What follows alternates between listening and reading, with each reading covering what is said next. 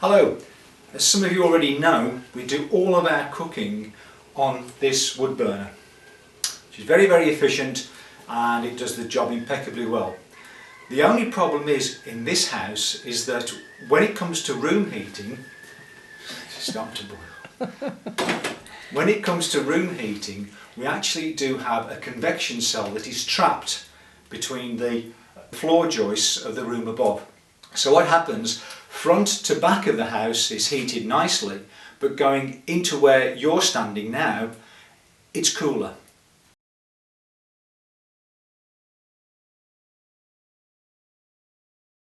This is a rough layout of how the cooker is in the kitchen. This is the front view of it. There's the cooker, the chimney breast, there's the chimney going up. There's the floor joist running from the north face to the south face of the house. This is the side elevation, and here are the floor joists. And what is happening is the heat from the hot plate here is rising.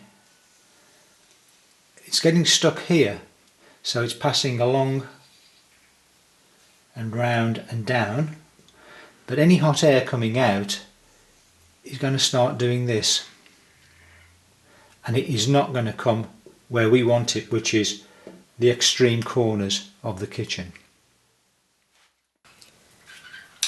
And I came across a useful device called a stove fan, and by placing it upon the hot plate of a cooker or stove, there is an effect which creates an electrical current which drives a small fan and moves the air forwards away from the hot plate, effectively breaking the convection cell. Now I didn't have that, but I did have an old fan that I use in the summer months to keep areas cool. So I've just placed it behind the cooker and turned it on and tried it, and lo and behold, on its lowest speed it produces a fantastic amount of warm air into the kitchen, and we now have a lot of warm air which is going upstairs and is heating the whole of the kitchen. So whereas before all this heat was trapped in a loop like this, going forwards and backwards in the kitchen, we've now got it going throughout the kitchen and up the stairs. So it's moved the heat where we want it to be. Very quickly made, just a little stand behind the cooker. Fortunately I've got an alcove in which to place it, but nevertheless it works really well. So the stove fan, which I've put in here, is just going to blow the air and move the hot air just into the kitchen. So all we need to do is just turn the fan on. This is on its lowest setting. It's quite a large fan, and that's it. It's that simple, and it's blowing the warmed air from the hot plate into the kitchen.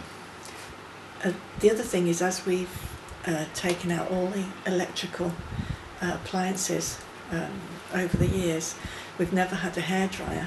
You can actually use that for drying your hair, which is brilliant.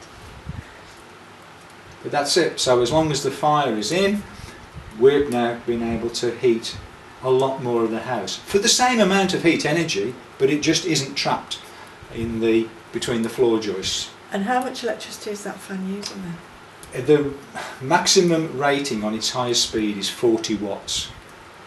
On the lower speed setting I couldn't say, but I would guess at least half of that. So and we're getting a darn sight more heat than 20 watts going into the house. And the fact is anyway that all the wood is free. So that tiny extra cost is...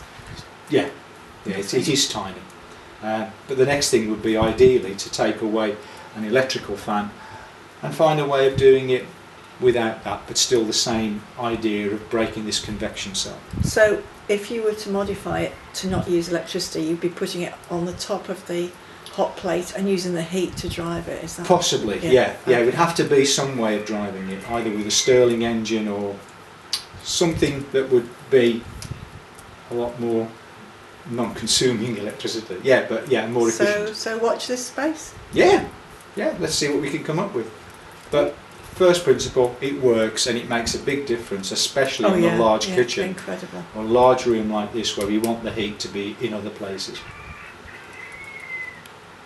Thank you for watching, and I'd like to wish you all a very, very happy and prosperous 2017.